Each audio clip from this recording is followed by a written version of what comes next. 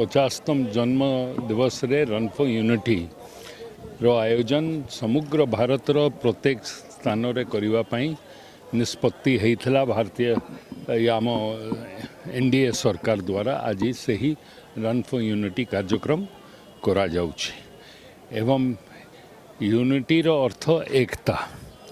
सरदार पटेल भारत को जो प्रकार एक करिवा पई सबू राज्य मान को एक करिवा पई जो उद्यम करथिले से उद्यम आकार रे ई रन फॉर यूनिटी करा जाए प्रति वर्ष ई वर्ष भी करा नहीं नुआपड़ा रे आमे माने उपनिर्वाचन कारण रो अच्छु अदरवाइज राज्य रे सबु स्थान रे करा जाउछि सुनिश्चित आकार रे यूनिटी